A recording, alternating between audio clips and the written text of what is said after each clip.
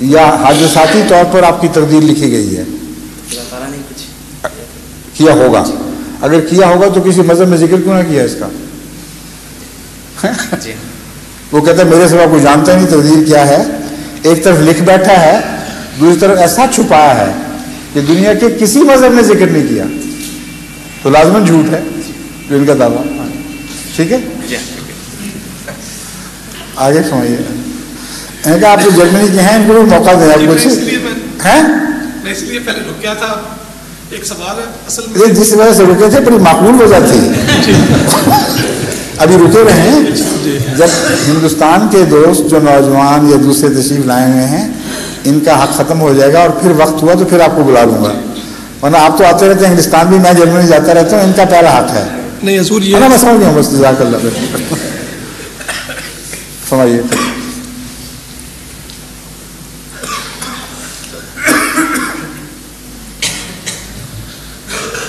حضور وحی اور الہام میں کیا فرق ہے؟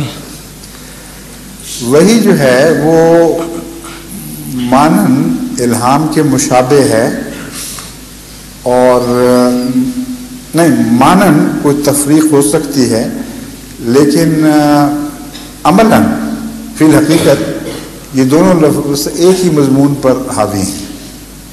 مثلاً وحی کو یہ کہنا کہ یہ صرف شریعت کے ساتھ تعلق رکھتی ہے, اس لیے غلط ہے کہ موسیٰ کی ماں پر وحی کا قرآن کریم میں ذکر ہے. ٹھیک ہے, ہاں ہاں.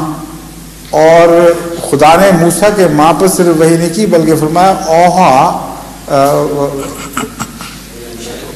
ربک الی النحل ان اتخذی من البیوت من الجبال بیوتا ومن الشجر ومما یعرشون.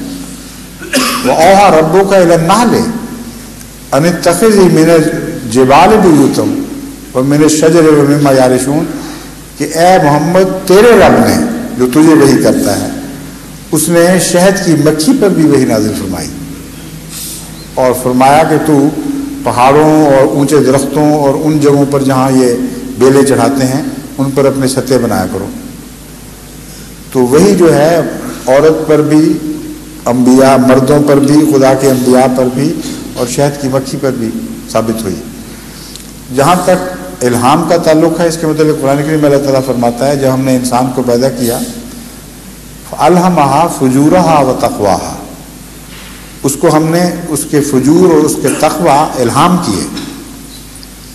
بس عملاً دونوں کا معنی ایک ہی بنا.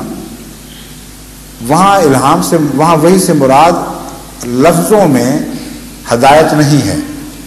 شہد کی مکھی کو کوئی لفظی ہدایت نہیں دی گئی, اور الہام میں کوئی لفظی ہدایت مراد نہیں ہے, بلکہ خدا کی طرف سے جس صورت پہ تقدیر کو ڈھالا گیا ہے یا طبیعت کو ڈھالا گیا ہے, فطرت کو پیدا کیا گیا ہے, دونوں جگہ وحی اور الہام نے وہی معنی ثابت کیے.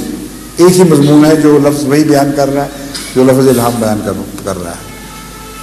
اور تخصیص کے لحاظ سے انبیاء کے سلسلے میں الہام کا لفظ بھی قرآن سے ثابت اور وحی کا بھی ثابت ہے.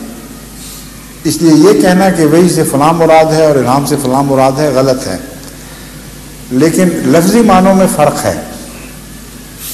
اوہا سے مراد ہوتا ہے اشارہ کرنا, اور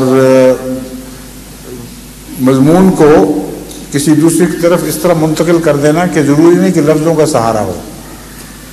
الہامہ کا عموماً مطلب یہ لیا جاتا ہے لفظوں میں بیان, لیکن قرآن کریم میں اس سے ثابت ہے کہ لفظ الہام بغیر لفظوں کے استعمال کے بھی ثابت ہے, اور عملاً اس کا مطلب اشارہ کرنا ہی بنتا ہے. تو وہ گرامیرین مختلف فرق بتاتے ہیں, لیکن قرآن کریم میں دونوں کا استعمال ان معنوں میں ہوا ہے کہ وہ فرق باقی نہیں رہتا, اور عملاً ایک ہی چیز کے دو نام ہیں. اسی لیے مولوی جب حضرت مسیح علیہ السلام کے متعلق وحی کا لفظ سنتے ہیں تو بہت بدعتیں ہیں, کہتے ہیں وحی تو انبیاء سے تعلق رکھنے والی بات ہے. وہ بالکل غلط کہتے ہیں. جب تک وہ شہد کی مکھی کی نبوت پر ایمان نہ لائیں اس وقت تک یہ بات نہیں اٹھا سکتے کہ وحی کا تعلق صرف نبوت سے یعنی شریعت سے ہے اور نبوت سے. نبوت کے بغیر بھی وحی ہے. تو کوئی عملاً قرآن کریم کے مطالعے سے ان دونوں کے درمیان کوئی فرق نہیں لگتا. حضور ایک اور سوال ہے. قرآن مجید میں یہ کہا جاتا ہے کہ قرآن مجید میں قادیان کا ذکر ہے، اور میں نے پڑھا بھی ہے حضرت مسلم اور نے تفسیر صغیر میں ایک آیت سے میں یہ کہا ہے نظارہ. اسلام نے کہیں بھی یہ دعویٰ نہیں کیا کہ قرآن کریم میں قادیان کا ذکر ہے. آپ نے رویا میں دیکھا کہ قرآن کریم کے ایک طرف لفظ قادیان لکھا ہوا ہے، یہ کشفی نظارہ تھا، اور آپ نے کہا کہ یہ قادیان کا ذکر ہے. اس کو مولویوں نے اچھال کر ایک غلط الزام مسیح موعود علیہ السلام پہ لگانا شروع کیا. اس الزام کو آپ قبول کیوں کر رہے ہیں؟ یہ تو واقعہ کے خلاف بات ہے.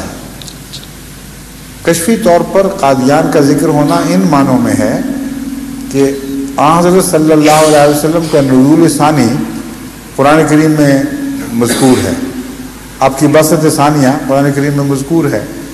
تو جس بستی میں آپ اتریں گے اس کا معنوی طور پر کہیں ذکر ہوگا. یہ خبر دی گئی تھی حضرت رسول مسیح علیہ السلام کو. وہ کہاں ذکر ہے یہ وضاحت نہیں ہوئی. احمدی اہل علم احباب کے لیے کھلی دعوت ہے، وہ تلاش کریں اور بتائیں کہ کس آیت میں سے استنباط ہوتا ہے. مگر یہ کہنا کہ قادیان کا نام کہیں لکھا ہوئی تو واضح طور پر خلاف واقعہ. حضرت مسیح علیہ السلام ایسی بات کر کیسے سکتے تھے؟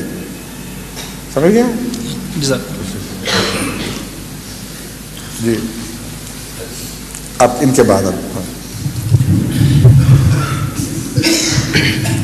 حضور پچھلے دنوں ایک نماز کی امامت کراتے وقت غیر احمدی احباب بھی نماز پڑھ رہے تھے، تو انہوں نے اعتراض کیا کہ آپ نے غیر المغضوب علیہم والضالین پڑھا ہے، حالانکہ اس کا تلفظ غیر المغضوب علیہم والضالین ہے، اور ان کے علماء کے مطابق اگر اس کو مغضوب اور ظالم پڑھا جائے تو یہ گناہ ہو جاتا ہے. نہیں، گناہ تو بہرحال نہیں ہے.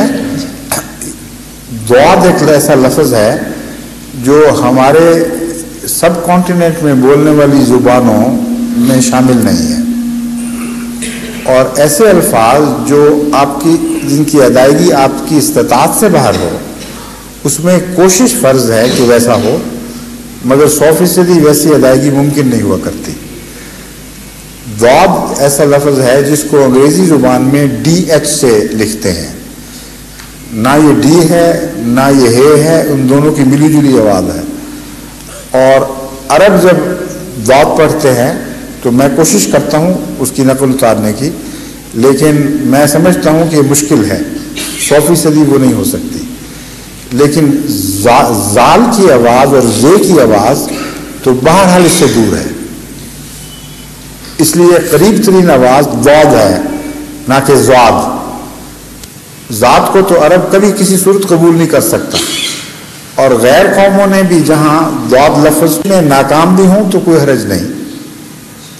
لیکن جماعت احمدیہ کی تاریخ میں اس کے برعکس ایک بات یہ نظر آتی ہے کہ چونکہ اس زمانے میں ضاد کی آواز رائج ہو چکی تھی، اس لیے حضرت مسلم موعود کی تلاوت میں بھی آپ کو ضاد کی بجائے ضالین کا لفظ سنائی دے گا جو ریکارڈ ہوا ہے، اور بچپن سے مجھے بھی یہی یاد ہے. اور لیکن بہت سے صحابہ حضرت صلی اللہ علیہ وسلم کے اس زمانے میں بھی ضالین کی بجائے ضالین پڑھا کرتے تھے، اور حضرت ظفر اللہ خان صاحب اس زمانے میں بھی ضالین ہی